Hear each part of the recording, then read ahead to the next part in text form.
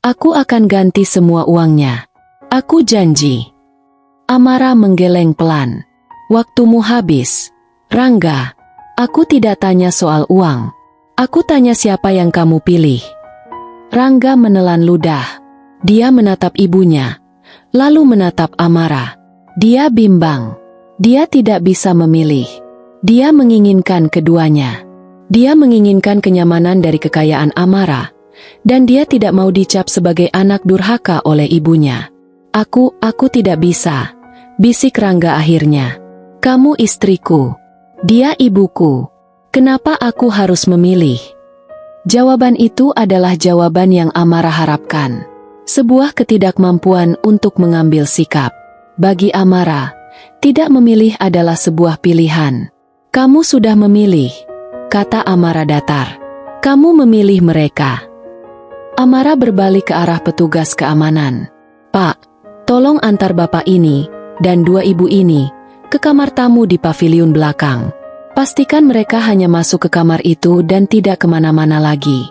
Mereka punya waktu sampai besok pagi untuk mengemasi barang-barang mereka. Setelah itu, mereka harus pergi. Amara, teriak Rangga, panik. Apa maksudmu? Ini rumah kita. Ini rumahku, koreksi Amara. Dan kamu, ibumu, serta adikmu, tidak lagi diterima di sini. Besok pagi, jam 9, aku mau kalian semua sudah pergi. Jika tidak, aku akan menyeret kalian secara paksa. Petugas keamanan bergerak. Mari, Pak, Bu, lewat sini. Ibu Gita mencoba melawan. Aku tidak mau. Ini rumah anakku. Rangga, lakukan sesuatu. Rangga hanya berdiri mematung, dikalahkan oleh keputusan istrinya. Dia terlalu syok untuk bergerak. Pak, bawa mereka. Perintah Amara. Para petugas keamanan tidak ragu lagi. Mereka memegang lengan Ibu Gita dan Sari, membimbing mereka dengan paksa. Rangga, melihat ibunya diseret, akhirnya ikut berjalan di belakang dengan bahu terkulai. Kamu akan menyesal, Amara. Kamu akan kena karma. Jerit Ibu Gita sebelum menghilang ke arah paviliun belakang. Pintu ditutup. Dua petugas keamanan berjaga di luar pintu paviliun itu. 3 lainnya kembali ke pos mereka setelah Amara mengucapkan terima kasih. Rumah itu akhirnya hening. Benar-benar hening. Tapi rumah itu terasa kotor. Amara memandang ruang tamunya yang berantakan. Gelas-gelas kotor. Asbak penuh. Bau rokok. Dia merasa mual. Dia tidak akan tidur di kamarnya malam ini. Dia tidak sudi tidur di ranjang yang mungkin sudah dipakai Rangga. Dia mengunci pintu utama. Dia berjalan ke ruang kerjanya. Dia mengunci pintu ruang kerja. Malam ini, dia akan tidur di sofa kecil di ruangannya. Tapi sebelum itu, dia harus memastikan satu hal. Dia mengetuk pelan pintu kamar utama, tempat ibunya berada. Ibu, ini Amara. Mereka sudah pergi. Kunci diputar. Pintu terbuka. Ibu Wulan menatapnya dengan mata penuh kekhawatiran. Sudah selesai, Nak? Amara tersenyum tipis. Sudah, Bu. Ayo, Ibu pindah ke ruang kerjaku. Ibu tidur di sofa. Aku tidak mau Ibu tidur di kamar ini. Loh, kenapa? Ini kan kamarmu. Aku belum siap masuk kamar ini lagi. Bu, ayo, ajak Amara. Dia memapah ibunya ke ruang kerja. Dia mengambil selimut bersih dari lemari. Dia menyelimuti ibunya di sofa. Ibu istirahat. Ya, semuanya sudah aman. Ibu Wulan memegang tangan putrinya. Amara, maafkan Ibu. Gara-gara Ibu. SSST. Potong Amara. Ini bukan salah Ibu. Ibu tidak salah apa-apa. Amara duduk di kursi kerjanya. Dia mematikan lampu utama, hanya menyisakan lampu meja. Dia menatap ibunya. Bu, katanya pelan, ceritakan padaku. Ceritakan semuanya. Dari awal, apa yang mereka lakukan pada Ibu? Ibu Wulan terdiam sesaat. Lalu, air matanya mulai mengalir. Dan dia pun bercerita. Dia bercerita bagaimana 2 hari setelah Amara pergi, Rangga datang membawa Ibu Gita dan Sari. Mereka bilang hanya akan menginap akhir pekan, tapi mereka membawa banyak sekali koper. Dia bercerita bagaimana hari berikutnya, Bei Inah dipecat. Ibu Gita memfitnah Bei Inah mencuri bros miliknya. Padahal Ibu Wulan tahu Bei Inah tidak mungkin melakukannya. Rangga hanya diam dan memberikan pesangon, menyuruh Bei Inah pergi. Sejak saat itu, neraka dimulai. Rumah sebesar itu tidak punya asisten rumah tangga. Ibu Wulan, karena merasa tidak enak, mulai membersihkan rumah dan memasak. Awalnya dia ikhlas, tapi Ibu Gita dan Sari mulai memanfaatkannya. Mereka sengaja mengotori lantai dan menyuruh Ibu Wulan mengepelnya lagi. Mereka minta dibuatkan makanan yang rumit di jam-jam yang aneh, lalu mencampakkannya karena bilang tidak enak. Lidahmu itu lidah kampung, Wulan. Tidak heran masakanmu tidak ada rasanya, kata Ibu Gita, seperti yang ditirukan Ibu Wulan. Sari lebih parah. Dia memperlakukan Ibu Wulan seperti pesuruh pribadi. Menyuruhnya mencuci pakaian dalamnya dengan tangan, menyetrika baju pestanya satu persatu, bahkan memijat kakinya setiap malam. Kalau tidak mau, ya pergi saja dari rumah ini. Numpang hidup saja kok belagu, ujar Sari. Ibu Wulan menangis sesenggukan saat bercerita. Ibu tahan, nak. Ibu tahan demi kamu. Ibu tidak mau pernikahanmu berantakan. Amara mengepalkan tangannya di bawah meja. Giginya bergemeletuk menahan amarah. Lalu Rangga? Di mana Rangga saat semua itu terjadi? Tanya Amara. Ibu Wulan menggeleng pelan. Rangga sibuk. Dia sering pulang malam. Kalaupun dia di rumah, dia hanya main ponsel. Kalau ibu mengadu, dia cuma bilang, "Sudahlah, Bu, maklumi saja Ibu Gita. Orang tua memang begitu." Ibu Wulan melanjutkan ceritanya. Puncak dari segalanya adalah pesta itu. Ide itu datang dari Ibu Gita. Kita harus syukuran, Rangga. Biar semua keluarga tahu kalau kamu sekarang sudah sukses, punya rumah semewah ini. Rangga setuju. Mereka mengundang seluruh keluarga besar dari pihak Rangga. Mereka memesan catering mahal, tapi semua pekerjaan persiapan dibebankan pada Ibu Wulan. Ibu Wulan harus membersihkan seluruh rumah sendirian. Dia harus menyiapkan kamar-kamar tamu. Dia harus memastikan taman bersih. Dia bekerja dari subuh sampai tengah malam selama 3 hari berturut-turut. Saat pesta dimulai, lanjut Ibu Wulan, suaranya gemetar. Ibu Gita tidak mengizinkan ibu keluar. Ibu disuruh tetap di dapur belakang. Dia bilang, "Kamu jangan bikin malu, Wulan. Pakaianmu kampungan. Nanti saja keluarnya kalau tamu sudah pulang." Amara memejamkan matanya. Rasa sakit di hatinya begitu menusuk. Lalu kamar ibu, kenapa berantakan? Oh, itu. Kamar ibu dipakai sama sepupu-sepupu Rangga yang laki-laki. Mereka merokok di sana. Ibu tidur di gudang belakang. Amara sudah mendengar cukup. Dia memeluk ibunya, membiarkan ibunya menangis di bahunya. Maafkan Amara, Bu. Maaf Amara pergi terlalu lama. Maaf Amara membawa ibu ke situasi ini. Bukan salahmu, nak. Bukan salahmu. Mereka terdiam lama. Setelah tangis ibunya mereda, Amara membaringkannya kembali di sofa. Ibu tidur. Ya, Amara akan jaga ibu. Ibu Wulan akhirnya tertidur. Mungkin karena kelelahan yang luar biasa, baik fisik maupun mental. Amara kembali ke meja kerjanya. Amarahnya kini telah berubah menjadi sesuatu yang lain. Menjadi sebuah resolusi yang dingin dan kokoh. Ini bukan lagi hanya pengusiran. Ini adalah perang. Dia membuka laptopnya. Dia menyambungkan hard drive eksternal yang berisi rekaman CCTV. Dia menontonnya lagi. Kali ini, dia menonton dengan mata seorang jaksa. Dia melihat adegan Bei Inah difitnah. Dia melihat ibunya mengepel lantai sementara Sari duduk di meja makan sambil main ponsel. Dia melihat Rangga berjalan melewati ibunya yang sedang menyikat kamar mandi, tanpa menoleh sedikit pun. Lalu dia menemukan rekaman yang dia lihat sekilas tadi. Rekaman telepon Ibu Gita. Dia memperbesar suaranya. Iya, benar. Sertifikatnya lagi diurus sama si Rangga. Katanya sih mau dibalik nama. Si Amara itu bodoh. Dia terlalu cinta sama Rangga. Dia tanda tangan apa saja asal atas nama cinta. Nanti kalau rumah ini sudah atas nama Rangga, baru kita. Suara rekaman itu terputus karena Ibu Gita pindah ruangan. Amara membeku. Balik nama? Rangga.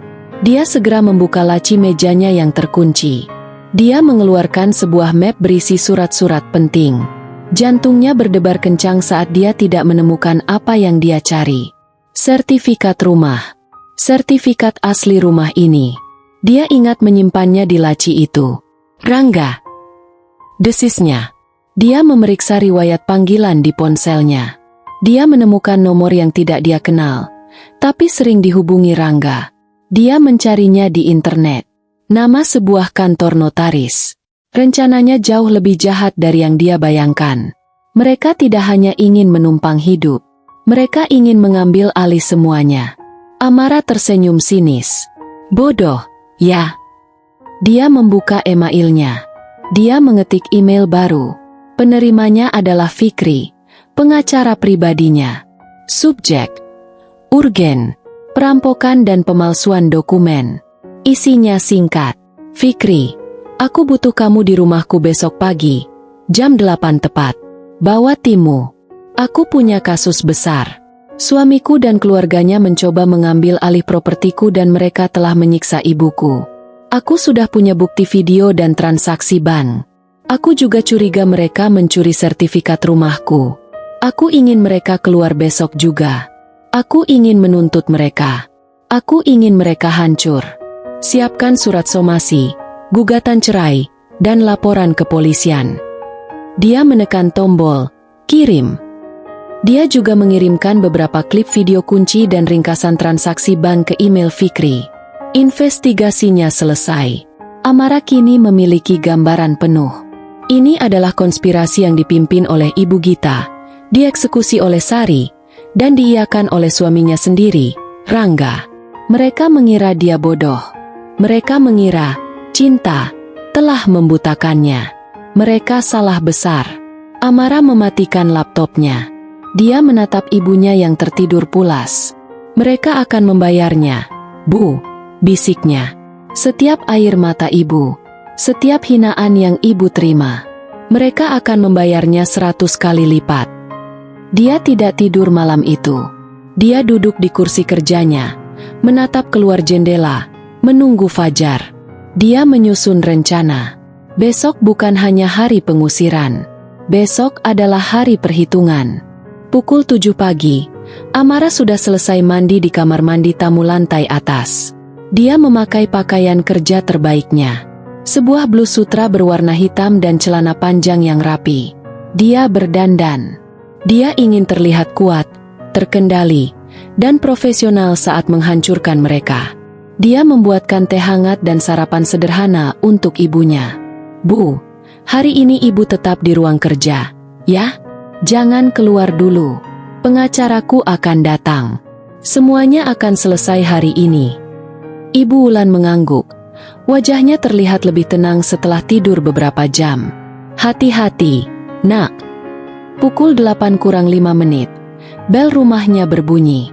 Amara melihat dari interkom. Fikri sudah datang. Dia tidak sendirian. Dia membawa 2 orang asistennya, seorang pria dan seorang wanita. Keduanya membawa koper kerja. Amara membukakan pintu. Pagi, Amara. Kamu terlihat tegas. Sapa Fikri. Fikri adalah pria berusia 40-an, berkacamata, dan selalu terlihat tajam. Dia adalah pengacara yang menangani semua kontrak bisnis Amara. Pagi. FIK, terima kasih sudah datang cepat. Silakan masuk, kata Amara. Mereka duduk di ruang makan. Ruang tamu masih terlalu kotor dan berantakan. Aku sudah baca emailmu. Aku sudah lihat videonya, kata Fikri langsung ke intinya. Ini buruk, Amara. Ini bukan cuma masalah keluarga. Ini pidana. Aku tahu, jawab Amara. Sertifikat rumahku hilang dari laci kerjaku. Aku yakin Rangga yang mengambilnya. Fikri mengangguk serius.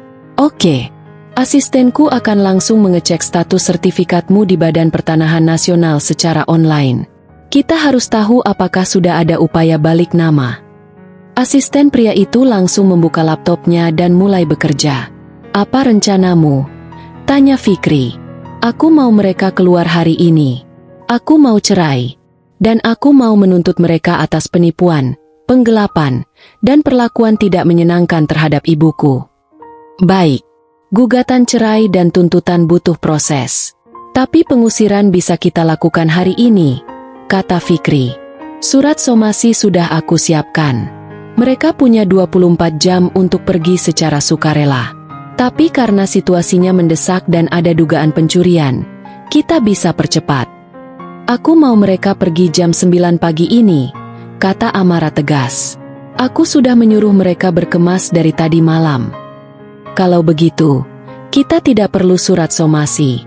Kita akan berikan peringatan terakhir secara lisan. Jika mereka menolak, kita panggil polisi untuk mengeluarkan mereka secara paksa atas dasar pengaduanmu sebagai pemilik sah. Saat itu, terdengar suara pintu paviliun belakang dibuka. Amara melihat ke CCTV di ponselnya. Rangga, Ibu Gita, dan Sari berjalan keluar. Mereka terlihat lelah dan marah. Mereka jelas tidak tidur nyenyak. Mereka berjalan menuju rumah utama. Mereka datang, kata Amara. Bagus, kata Fikri, merapikan dasinya. Mari kita sambut mereka. Rangga membuka pintu dapur, terkejut melihat Amara duduk di meja makan bersama 3 orang asing berpenampilan profesional. Amara, siapa mereka? Tanya Rangga. Silakan duduk, Rangga, kata Amara. Suaranya dingin. Ibu Gita, Sari, kalian juga. Ada yang ingin kita bicarakan. Ibu Gita masuk dengan, aku tidak mau bicara. Aku mau kamu minta maaf sudah panggil satpam untuk mengusir kami. Duduk, Bu, kata Fikri dengan suara berwibawa. Ibu Gita terkejut melihat nada perintah dari orang asing itu, tapi dia tetap duduk. Rangga dan Sari mengikuti. Mereka duduk di seberang Amara dan tim hukumnya. Meja makan itu kini terlihat seperti meja negosiasi yang tegang. Selamat pagi, Fikri memulai. Perkenalkan, saya Fikri, kuasa hukum dari Ibu Amara, pemilik sah properti ini. Wajah Rangga dan Ibu Gita langsung berubah. Pengacara? Saya tidak akan bertele-tele, lanjut Fikri. Atas nama klien saya memberi kalian peringatan terakhir. Kalian diberi waktu 1 jam dari sekarang untuk mengambil semua barang pribadi kalian dan meninggalkan rumah ini. Apa-apaan ini? Teriak Ibu Gita. Kamu tidak bisa seenaknya. Rangga juga punya hak atas rumah ini. Dia suaminya. Ibu salah, kata Fikri tenang. Rumah ini dibeli oleh Bu Amara 2 tahun sebelum pernikahan. Ada perjanjian pranikah yang sah yang ditandatangani oleh Pak Rangga, yang menyatakan bahwa semua aset yang dimiliki sebelum menikah tetap menjadi milik pribadi masing-masing.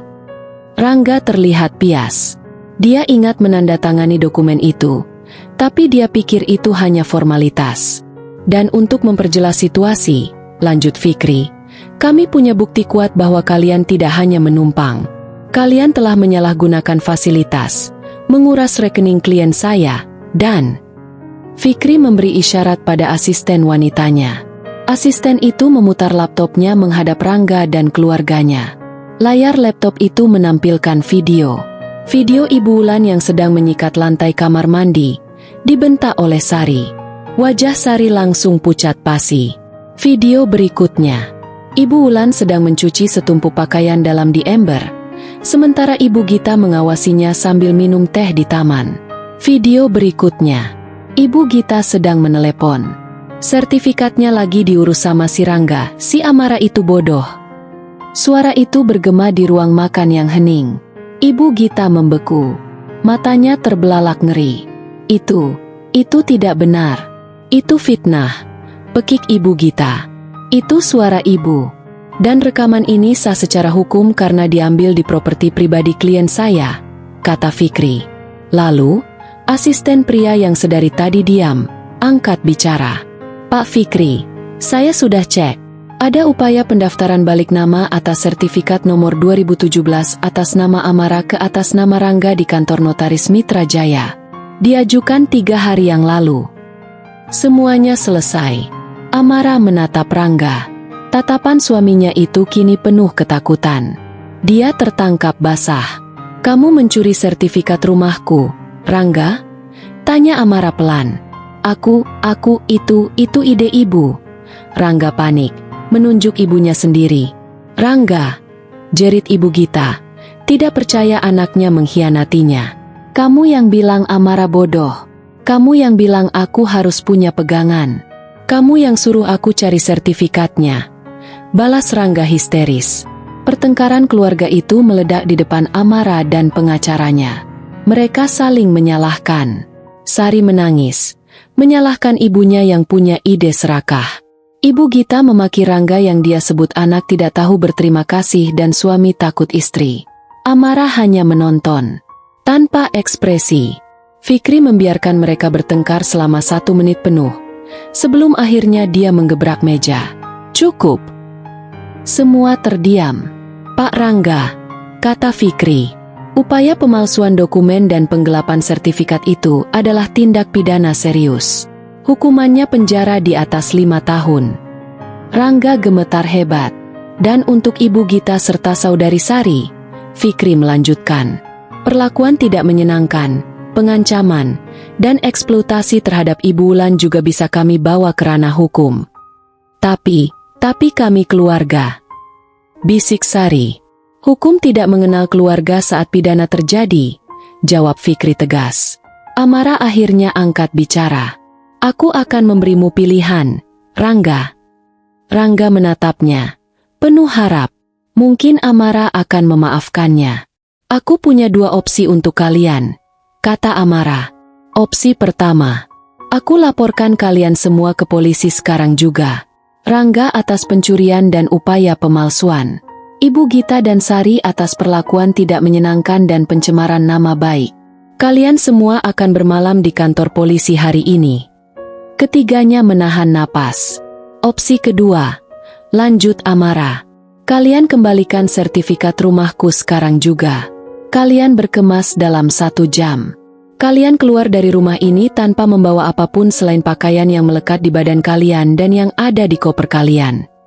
Tapi barang-barang kami jubah sutra itu. Kata Ibu Gita. Jubah itu dibeli pakai uangku, bentak Amara. Semua barang mewah yang kalian beli 3 minggu ini, tinggalkan. Anggap itu sebagai ganti rugi atas apa yang sudah kalian habiskan. Kalian pergi dari sini dengan tangan kosong. Aku akan antar gugatan ceraiku besok. Dan kalian, jangan pernah lagi menunjukkan wajah kalian di depanku atau ibuku. Amara bersandar. Jika kalian memilih opsi kedua, aku tidak akan lapor polisi soal sertifikat itu. Tapi, Amara tersenyum tipis. Soal uang yang kalian pakai, aku akan tetap menagihnya lewat jalur hukum perdata. Aku akan pastikan kalian membayarku kembali setiap rupiahnya. Jadi, kata Amara, penjara sekarang, atau pergi sebagai gelandangan? Pilih. Ibu Gita dan Rangga saling pandang. Tidak ada pilihan lain. Kami pergi. Desis Rangga. Kalah. Aku akan ambil sertifikatnya. Bagus, kata Amara. 1 jam. Mulai dari sekarang. Rangga menelan ludah. Ludahnya terasa pahit dan kental. Dia terjebak. Di satu sisi ada penjara, di sisi lain ada kehancuran finansial dan sosial. Dia melirik ibunya. Wajah Ibu Gita yang biasanya angkuh kini pucat pasi, dipenuhi ketakutan. Kami pergi. Desis Rangga akhirnya. Suaranya parau, penuh kekalahan. Aku akan ambil sertifikatnya. Pilihan yang bijak, kata Fikri, pengacara Amara. Dia melirik jam tangannya. Ini jam 8:15. Kalian punya waktu sampai jam 9:15. 1 jam. Asisten saya akan mengawasi kalian berkemas. Aku mau sertifikatnya dulu, kata Amara. Suaranya tidak mengizinkan bantahan. Mata Rangga bergerak gelisah. Ada di kamar. Di dalam koperku. Tunjukkan. Perintah Amara. Amara bangkit. Fikri dan satu asistennya ikut bangkit. Mereka mengikuti Rangga ke paviliun tamu tempat mereka bermalam. Ibu Gita dan Sari tertinggal di meja makan, dijaga oleh asisten Fikri yang wanita. Rangga berjalan dengan langkah berat. Dia membuka pintu kamar tamu yang berantakan. Koper-kopernya yang lama dan usang tergeletak di lantai, bercampur dengan pakaian kotor. Dia berlutut di depan kopernya yang paling besar. Dia membuka resleting rahasia di bagian dalam. Tangannya gemetar saat mengeluarkan sebuah map coklat tebal.